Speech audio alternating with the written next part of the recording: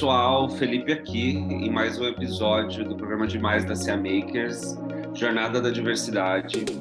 E hoje, em mais um momento super especial, trazendo uma convidada muito especial que vai se apresentar para vocês. E no final, não deixe de acompanhar ela nas redes sociais e canais de contato. Seja muito bem-vinda.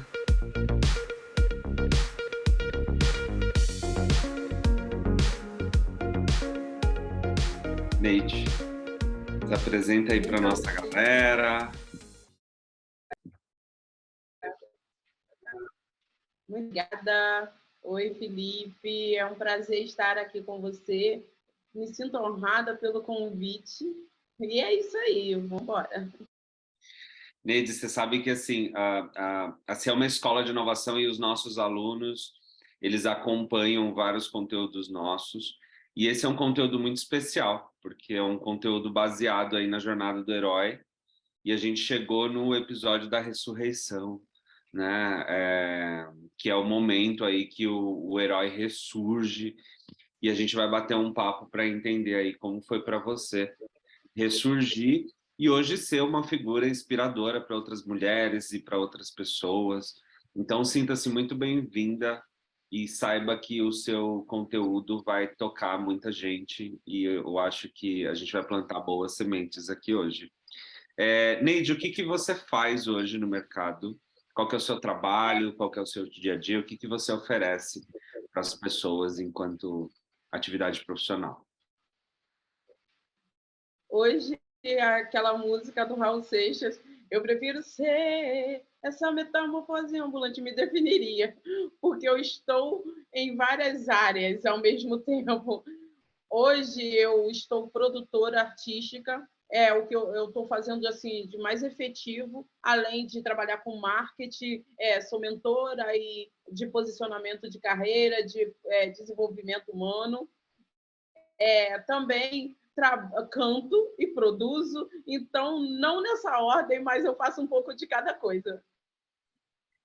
Nossa, esse é um episódio que a gente quer dialogar sobre testes físicos e mentais, né? Porque a ressurreição na jornada do herói tem a ver com isso. A gente entende que durante o nosso processo de transformação a gente vai passando por esses testes. Então, eu queria que você, como é que foi para você, né? Sendo uma mulher negra, como é que foi esse período de escola até você chegar a se encontrar nessas possibilidades múltiplas? Então, Felipe, é incrível quando você pergunta assim, o processo, a jornada é muito intensa. Nós, quanto mulher negra, a gente já sabe, ser mulher já é uma questão negra também. E eu nasci no Rio de Janeiro, né? E vim morar em São Paulo, tem 8 anos que eu estou em São Paulo. Mas a minha caminhada nessa área artística já vem de muito tempo. Vem primeiramente, eu posso dizer, amadoramente, porque quando eu não entendia o que era, eu já fazia por uma questão de habilidade que eu já tinha na área. E eu desenvolvi toda essa questão dentro da igreja, muito jovem. A igreja ela te permite desenvolver algumas habilidades que até então você, quando não tem uma condição financeira, você não nasce com privilégios, né? Eu acredito que a igreja é fundamental para te desenvolver. E eu, amadoramente, eu comecei a cantar, eu comecei a trabalhar com dança, comecei quando eu nem sabia o que era uma Broadway da vida, eu comecei a inserir o teatro junto com música, e aí foi crescendo, eu comecei a roteirizar ainda amadoramente. E lá se vão 20 anos de carreira dentro desse mundo artístico. Porém, até então era só amadorismo, mas chega um determinado momento que você fala assim, isso não consegue me sustentar, só o dom, só o talento, só a habilidade, é onde você recorre a procurar conhecimento, estudar para poder executar melhor. E Neide, nesse percurso todo, você conseguiu achar inspirações, né? Porque uma pauta discutida na atualidade, principalmente em questões de diversidade, é a falta de representatividade. Você conseguiu encontrar representatividade para se espelhar ao longo desse percurso? É muito incrível você falar sobre isso. Representatividade é algo que faz muita diferença. Hoje, uma referência, se você falar dentro da minha realidade, uma negra, mulher, eu não tinha. Embora eu tivesse, assim, por ter sempre contato com a música, tinha mulheres, sim, que cantavam, por exemplo, Aretha, Nina Simone e tudo mais. Mas na minha realidade que eu vivia há muitos anos atrás, quando eu comecei, dentro desse todo o cenário artístico, eu não tinha. Entende? Porque eu não tinha muito acesso. Imagina você, Felipe, lá em casa eram 7 filhos. Meu pai morreu, deixou todos muito pequenos. A minha irmã mais velha tinha 15 anos e a mais nova tinha 1 ano e 9 meses. O acesso que nós temos hoje à internet não é o mesmo. Isso é óbvio, né?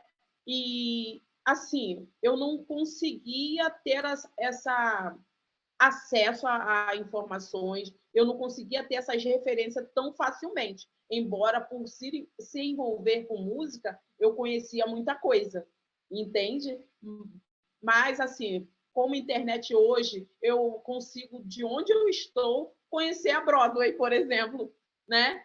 Pela internet. Se eu ainda não consegui ir lá, eu consigo. E hoje em São Paulo, essa visão profissional da coisa, eu evoluí muito dentro desses 8 anos aqui. Bom, Neide, eu queria que você falasse um pouquinho para a gente como é que foi a virada de chave para você nessa questão de se empoderar, nessa questão de enxergar várias possibilidades, enxergar que você poderia sair da caixa e olhar para várias atividades diferentes. Como é que foi isso? Porque isso não é comum, né? Principalmente quando a gente fala de minorias, e isso te levou para um outro patamar. Uhum. Sim, na verdade, assim, Felipe, na verdade foram muitos fracassos até você se identificar com o que você realmente pode ser. Como eu te falei, eu nasci de 7 filhos, num bairro pequeno, subúrbio do Rio de Janeiro. Meu pai morreu, minha mãe com 39 anos, 7 filhos, o mais novo com 1 ano e 9 meses, o mais velho com 15 anos. A gente tinha uma realidade muito diferente do que nós temos hoje, o acesso a conhecimento como nós temos hoje, entende? Eu fui muito, durante um período, pela intuição mesmo, porque referência, você perguntou sobre referência, a gente não tinha referências e por não ter tanto acesso à informação como temos hoje, não ficava tão fácil ver mulheres brilhando na TV, por exemplo, mulheres pretas. Agora a gente vê um pouco mais, né? Foram acontecendo uma série de eventos na minha vida que eu fui na raça e na coragem, sabe? Pelo aquilo que eu tinha aprendido, pelo aquilo que amadoramente eu tinha desenvolvido, e eu acho que nós nascemos mesmo com um propósito muito específico e alguns dons. E o que eu entendia como aquilo que eu poderia executar, eu fazia, com as condições que eu tinha. Eu gosto muito dessa frase até do Cordella, que ele fala isso: faça o seu melhor com as condições que você tem hoje, até você ter condições melhores de fazer melhor ainda. E foi bem isso que aconteceu. A minha realidade não me permitia ter muita coisa, mas eu ia com a cara e coragem, fui me desenvolvendo. Nossa, Neide, você falando, a gente fala muito isso aqui, porque a coisa do maker, né, tá muito ligado. O que é ser um maker? É você conseguir fazer o melhor com os recursos disponíveis, né? O maker é Sim. um fazedor, né? É aquele que pensa e consegue materializar as ideias.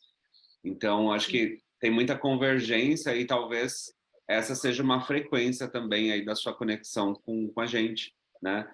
É, e o que você considera, diante de tudo que você vivenciou até aqui, as suas maiores conquistas?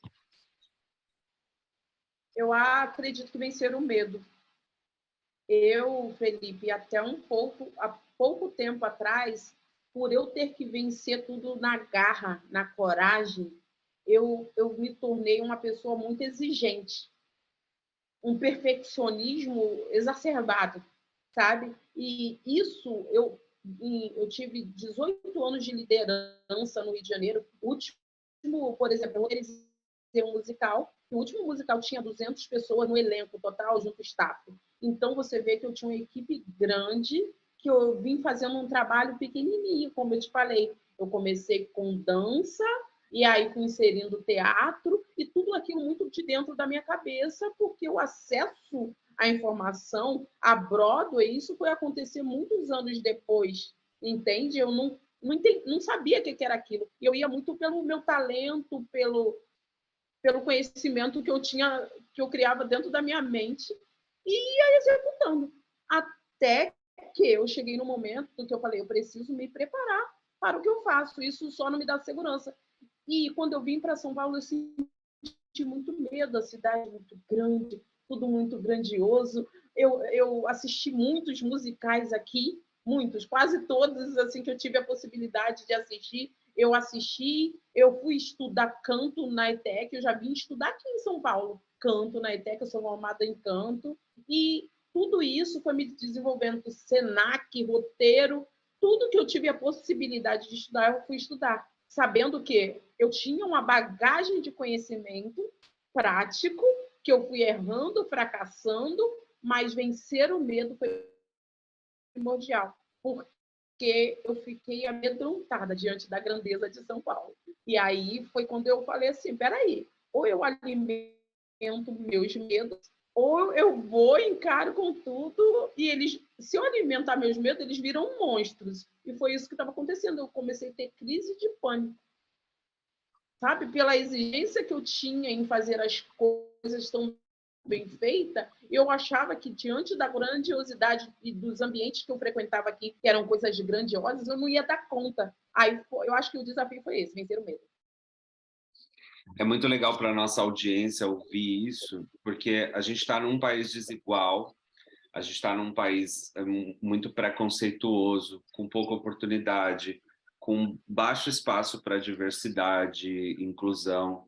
Então, muitas vezes as pessoas esperam as coisas, né? E eu acho que o seu discurso traz um movimento de que não dá para esperar, a gente tem que realmente se movimentar para ir se encontrando, né? E ter uma postura muito mais proativa diante das coisas, né? Bom, Sim, eu acho que até nas referências que a gente tem, tanto estatísticas quanto no nosso background, é muito raro a gente encontrar pessoas negras, especialmente mulheres, porque hoje 2% somente dos cargos executivos são ocupados por pessoas negras, né? Sendo que na sua maioria ainda são homens. Então, esses índices mostram quanto a gente está atrasado nessa pauta e nessas discussões. Existem também indicadores de que os espaços eles são abertos primeiro em áreas de entretenimento e de arte, porque é onde essas pessoas conseguem sozinhas ocuparem esses espaços. E a gente tem um grande desafio de abrir isso no mercado, em qualquer mercado, para qualquer pessoa ocupar, né? Porque cada pessoa tem uma aspiração diferente e tudo mais. Que mensagem você deixaria para meninas e mulheres negras, periféricas, enfim, ou não, mas que se encontram num lugar de bloqueio, de dificuldades, e você tendo todo esse repertório construído, qual que é a sua mensagem para essas pessoas? a minha mensagem é: se conheça, porque eu comecei a fazer esse trabalho de autoconhecimento depois de bem já experimentada nessas áreas todas que como eu te falei, acontecem os fracassos, mas eles fazem parte da vida. Você não pode usar, fracassei e ficar no chão. Não.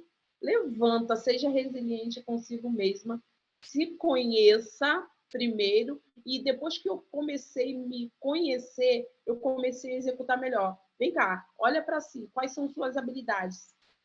O que eu fazia amadoramente, eu comecei a fazer profissionalmente. Eu comecei a pegar confiança, saber quem eu era. Olha a sua história, eu escrevi 9 roteiros de musicais.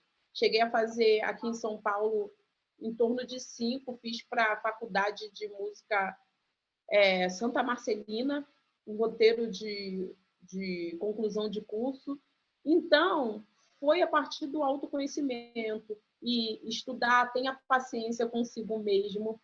E outra coisa, como mulher negra, que eu gostaria de falar para você, não se